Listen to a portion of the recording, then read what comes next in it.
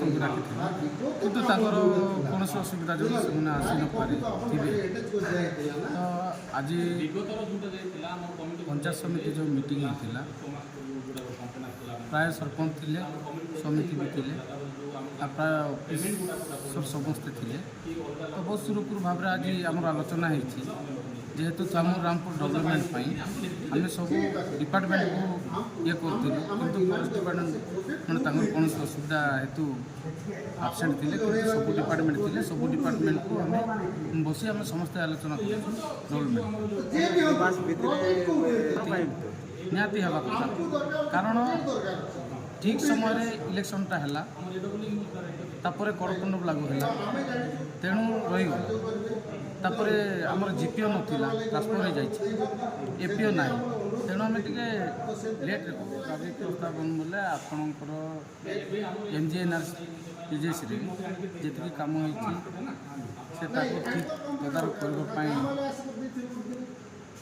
ନିଷ୍ପତ୍ତି କରାଗଲା ଏବଂ ରାସ୍ତାଘାଟର ସମସ୍ୟା ଯେଉଁ ଅଛି ତାର ଆଲୋଚନା କରାଗଲା।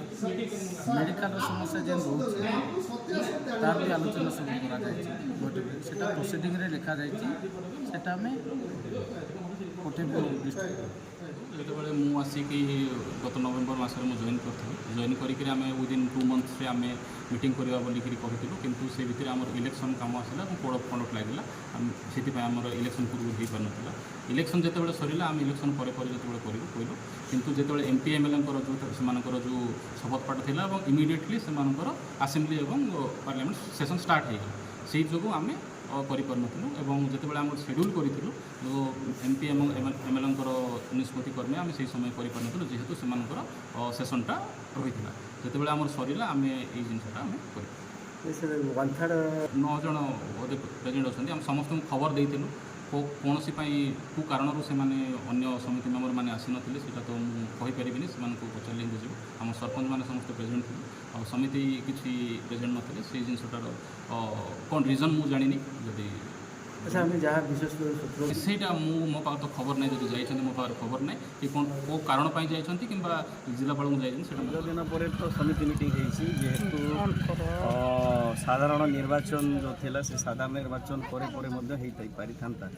ତା ଫଳରେ ଟିକେ ଲୋକଙ୍କ ଭିତରେ ରାଜନୀତି ମାନେ ଦଳ ବା ପ୍ରତିନିଧିମାନଙ୍କ ମଧ୍ୟରେ ଅସନ୍ତୁଷ୍ଟ ଥିଲା।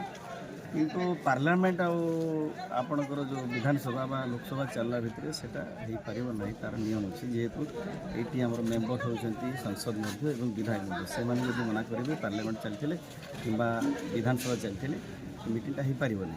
ତଥାପି ସରିଲା ପରେ ମଧ୍ୟ ଆମେ ୟା ପୂର୍ବରୁ ଆମେ କରିପାରିଥାନ୍ତୁ, ଯାହାକି ଛାମୁରାମପୁର ଅଞ୍ଚଳର ଏଇ ଗୋଟେ ଅଞ୍ଚଳ ଜାଣିଛନ୍ତି ଆପଣ, ଗୋଟେ ଆଦିବାସୀ ଅଧ୍ୟୁଷିତ ଅଞ୍ଚଳ, ପଛୁଆ ଅଞ୍ଚଳ ବୋଲି ଲୋକଙ୍କର ଧାରଣା। ଏଠି ଅନେକ ଗୁଡ଼ିଏ ବିକାଶମୂଳକ କାର୍ଯ୍ୟ କରିବା କଥା ବା ବିଭିନ୍ନ ପ୍ରକାର ବିଷୟରେ ଆଲୋଚନା ହେଇଥାନ୍ତା, ଯେମିତି ଆପଣଙ୍କର ଡାଇରିଆ ଏପିଡେମିକ୍ ହେଉଥିଲା, ଆପଣଙ୍କର ଗାଈ ଗୋରୁ ମଧ୍ୟ ପ୍ରବଳ ବର୍ଷାରେ ମୃତ୍ୟୁବରଣ କରୁଥିଲା। ଏହି ବିଷୟରେ ମଧ୍ୟ ବିସ୍ତୃତ ଭାବରେ ଆଲୋଚନା ହେବାର ଯଥାର୍ଥ ଥିଲା, କିନ୍ତୁ ହେଇପାରିଲାନି, ଯାହାଫଳରେ କି ଅନେକ ସମିତି ସଭ୍ୟମାନଙ୍କର ଅସନ୍ତୁଷ୍ଟ ଥିଲା, ଯାହାକି ବହୁତ କମ୍ ମାତ୍ରାରେ ସେମାନେ ଯୋଗଦାନ କରିଥିଲେ। କିନ୍ତୁ କୋରମ୍ ହେଉଛି ଆପଣଙ୍କର ଯେଉଁଟା ଆପଣଙ୍କର ଯାହା ନିୟମ ଅଛି ପଞ୍ଚାୟତରାଜ ମ୍ୟାନୁଆଲ୍, ସେଠାରେ କୋରମ୍ ପୁରିଥିବାରୁ ଏଠାକୁ ଆଜି ଏ ସଭାକୁ ମାନେ ବା ସମିତିକୁ ଆଜି ସଭା କାର୍ଯ୍ୟଟା କରାଗଲା। ସେ ଦୃଷ୍ଟିକୋଣରୁ ମୋର ମତଟା ହେଲା ଯେ ସମିତିମାନେ ଯେହେତୁ ବର୍ଜନ କଲେ, ସେମାନେ ଆସିକରି ଏଠି ତାଙ୍କର ଦାବି ଉପସ୍ଥାପନ କରିଥାନ୍ତି କିମ୍ବା ଦାବି କରିଥାନ୍ତି ଯେ କାହିଁକି ମିଟିଂ ହେଇପାରିଲାନି, ମାନେ ଯାହା ନିୟମ ଅଛି ଯେଉଁଟା ଆପଣଙ୍କ 2 ମାସିକ ବା 3 ମାସିକ ଭିତରେ ସେ ବୈଠକଟା ହେବା କଥା। ଇଲେକ୍ସନ୍ ସରିଲା ପରେ ବା ବିଧାନସଭା ସରିଲା ପରେ ମଧ୍ୟ ମାସେ ଗଡ଼ିଗଲା, ଏଇଟା ହେଇପାରିଥାନ୍ତା, ଯାହାଫଳରେ କି ଆମେ ଅସନ୍ତୁଷ୍ଟ ପ୍ରକାଶ କରୁଛୁ ଏବଂ ବର୍ଜନ କରୁଛୁ କହିପାରିଥାନ୍ତେ ସେମାନେ, କିନ୍ତୁ ହେଲା ନାହିଁ, ଯାହାଫଳରେ କି ଅନେକ ଗୁଡ଼ିଏ କାର୍ଯ୍ୟକ୍ରମ ଆଲୋଚନା ହେଇପାରିଲା। ଏଥିସହିତ ଅନେକ ଗୁଡ଼ିଏ ଲାଇନ୍ ଡିପାର୍ଟମେଣ୍ଟ ଯେଉଁମାନେ ଆସିବା କଥା, ଯେଉଁମାନେ ଉତ୍ତରଦାୟୀ ହେବା କଥା, ଏଇଠି ବି ଯେଉଁ ପ୍ରତିନିଧିମାନଙ୍କର ପ୍ରଶ୍ନର ଉତ୍ତର ସେମାନେ ରଖିବା କଥା, ସେମାନେ ମଧ୍ୟ ଆସିପାରୁନାହାନ୍ତି। ଏଇଟା ସବୁଠୁ ଦୁଃଖର ବିଷୟ। ଗୋଟେ ଶିକ୍ଷା ବିଭାଗ ଭଳିଆ ଗୋଟେ ଗୁରୁତ୍ୱପୂର୍ଣ୍ଣ ବିଭାଗର ଯେ ବ୍ଲକ ଶିକ୍ଷା ଅଧିକାରୀ ସିଏ ଆସିଲେନି, ବନ ବିଭାଗର ଯେଉଁ ଅଧିକାରୀ ସିଏ ଆସିଲେନି, এইভাবে অনেক লাইন ডিপার্টমেন্টর যে আসবে কথা সে আসুনাহান্তি, যার ফଳରେ କି এটি অনেক ଗୁଡ଼ିଏ কথা বিষয়ে আলোচনা হয়েপারুনি। Soil conservation, watershed, PAITT ଯେଉଁଟାକି ଅଧିକ ମାତ୍ରାରେ ଆପଣ NRGରେ ଅନେକ ଗୁଡ଼ିଏ କାମ କରୁଛନ୍ତି ଏବଂ ଯାହାକି ଫର୍ଜରୀ ମଧ୍ୟ ସେଠି କାମ ହେଉଛି ଏବଂ ଅନେକ ବିଷୟରେ ଆପଣମାନେ ଚର୍ଚ୍ଚା ମଧ୍ୟ କରିଛନ୍ତି ଏବଂ ଦୃଷ୍ଟି ଆକର୍ଷଣ ମଧ୍ୟ କରିଛନ୍ତି, ସେ ବିଷୟରେ ଆଲୋଚନା ହୋଇପାରିଥାନ୍ତା। ତେଣୁ ମୋର କହିବାର କଥା ଆଗାମୀ ଦିନରେ ଯଦି ଏମାନେ ସବୁ ନ ଆସିବେ ଏଠି ଜାଣିପାରିବେ ଯେ ଆମର ସେଠି ଭୁଲ ରହୁଛି, ଆମର ଅପାରଗତା ଲାଗି ହିଁ ସେମାନେ ଅଫିସରକୁ ଆସୁନାହାନ୍ତି। ତେଣୁ ଆଗାମୀ ଦିନରେ ମଧ୍ୟ ନିୟମିତ କେମିତି ବୈଠକ ହୋଇପାରିବ ଏବଂ ଅଞ୍ଚଳ ଲୋକଙ୍କର ସମସ୍ୟା ହକ୍ ବିଷୟରେ ଏଠି ଆଲୋଚନା ହୋଇପାରିବ, ଡେଭଲପମେଣ୍ଟ ବିଷୟରେ ଆଲୋଚନା ହୋଇପାରିବ ଏବଂ ଅଞ୍ଚଳର ଉନ୍ନତି ହୋଇପାରିବ, ସେ ବିଷୟରେ ବ୍ଲକ ପ୍ରଶାସନ ବା ପ୍ରତିନିଧିମାନେ ତତ୍ପର ହେବା ଦରକାର। ବିଶେଷ ସୂତ୍ରରୁ ଖବର ମିଳିଛି ସମିତି ସଭ୍ୟ ଆପଣଙ୍କ 24 ମଧ୍ୟରୁ ପ୍ରାୟ ମାତ୍ର 6ରୁ 7 ଆସିଥିଲେ ଏବଂ ଅନ୍ୟମାନେ କେଉଁଠି ଯାଇଛନ୍ତି ମୋର ତ ଜଣା ନାହିଁ, କିନ୍ତୁ ଆପଣମାନଙ୍କ ମାଧ୍ୟମରେ ମୁଁ ଶୁଣିପାରୁଛି ଏବଂ ପରସ୍ପର ମଧ୍ୟ ମୁଁ ଶୁଣୁଛି ଯେ ସେମାନେ ଅଭିଯୋଗ କରିବା ପାଇଁ ଜିଲ୍ଲାପାଳଙ୍କୁ ଯାଇଛନ୍ତି।